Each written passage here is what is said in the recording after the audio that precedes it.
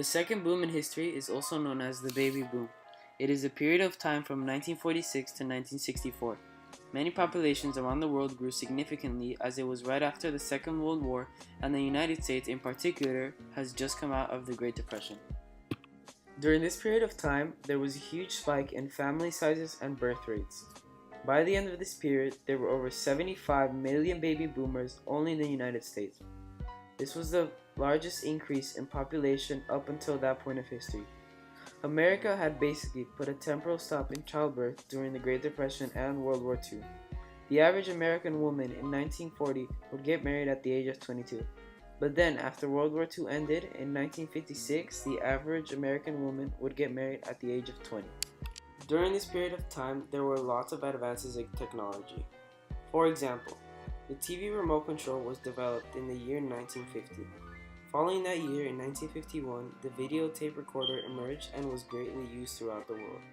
One big innovation was the passenger jets in 1952. This allowed people to take long flights, which led to the increase of travel and tourism. All these technological developments led to a greater interaction of culture and ideas. Global development that also happened in this period of time would be the development of new world superpowers like the United States and the Soviet Union, which led to the Cold War. The Cold War was an umbrella term for the many conflicts, or rather competitions, between these two world superpowers, including the arms race and the space race.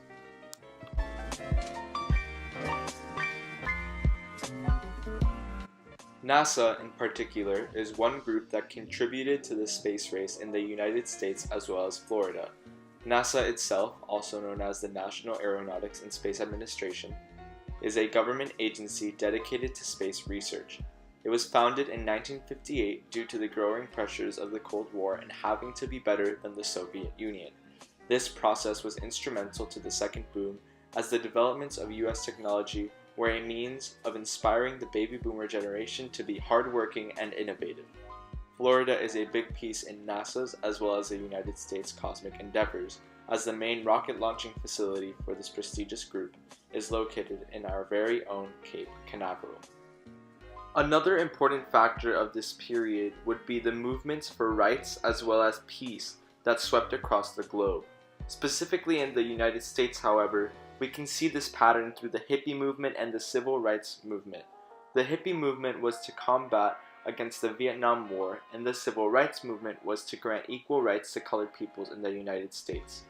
In Florida, this is very important because there is a large Latinx population as well as a large African American population.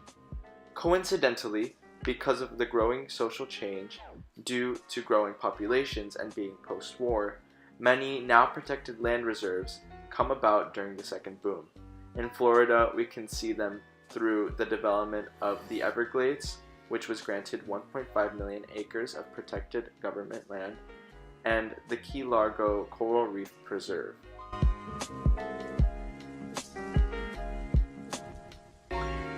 During the fabulous 50s, Miami, especially Miami Beach, was a tourism hotspot. In the post-war era, a wave of tourists started rushing to Miami Beach, which offered the best climate in the United States. This rise in tourism led to the construction of many luxurious hotels, such as the Fontainebleau Hotel, built in 1954. Miami Beach also attracted many famous personalities, such as Frank Sinatra, who performed at the Fontainebleau on many occasions. Another local process of this decade was the growth of Miami's urban area. Because of the baby boom, Miami's population grew significantly, as Miami-Dade County went from 495,000 people in 1950 to 935,000 people in 1960. This was the cause for a great expansion of Miami's suburbs.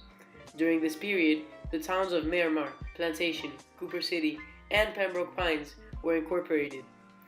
Miami's urban sprawl required highways. Therefore, the Interstate 95 Expressway was extended to Miami-Dade from 1957 to 1958. Another result of this expansion was the construction of many schools. For example, Miami Palmetto Senior High School and Coral Gables Senior High School were built during this decade.